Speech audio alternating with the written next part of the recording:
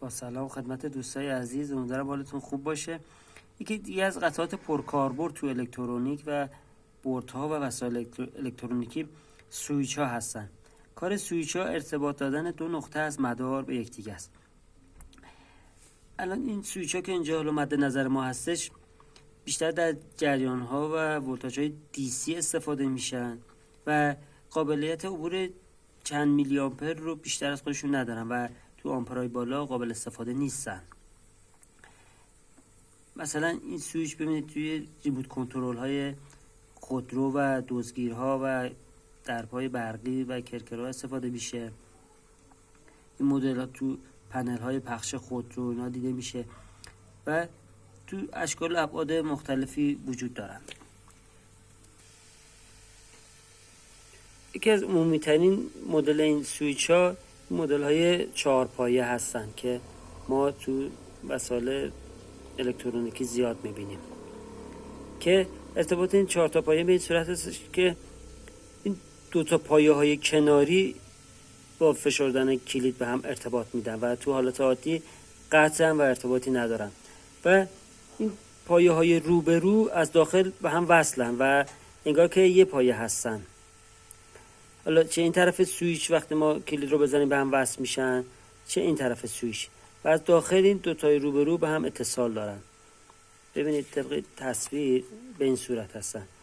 اگه ما این کلید رو اینجا قرار بدیم، پایه های کناری همین پایه‌ای هستن که با زدن کلید به هم وصل میشن و حالا فرق نداره چه از این طرف سویچ استفاده کنیم چه از این طرف سویچ، یا مثلا به صورت ضربدری از این 2 تا پایه یا از این 2 تا پایه میتونیم استفاده کنیم و حالا جهت استحکام بیشتر این 4 تا پایه هم تو مدار لحیم میشه و استفاده میشه و این سویچ ها در اثر فشردن و استفاده زیاد خراب میشن و یه قطعه خیلی مصرفی تو وسایل هستش و خرابی زیاد دارن که یا اصلا دیگه راه نمیدن و عمل نمیکنن یا که به سختی، که ما با تست اوم و اومگیری میتونیم ارتباط این کلیدها رو بفهمیم و ببینیم تو چه وضعیتی قرار دارن. من الان یه مدل از این 4 پایه رو روی بردبورد قرار دادم و گذاشتم، ببینید، و میخوام با اومت یه تستی ازش بگیرم.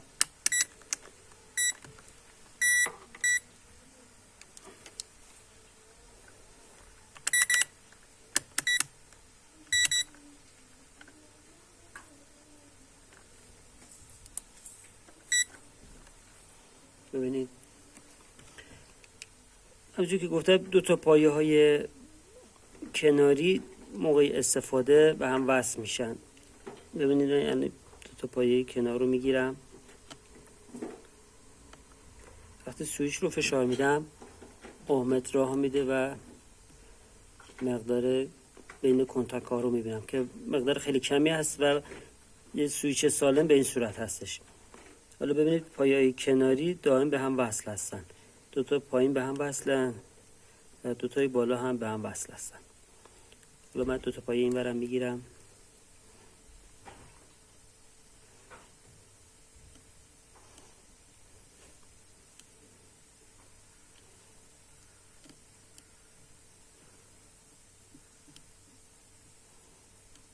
ببینید با فشار دادن کلید ارتباط پیدا میکنن، ولی پایه های روبرو دائم به هم متصل هستن. این طریق اتصال این کلید هستش.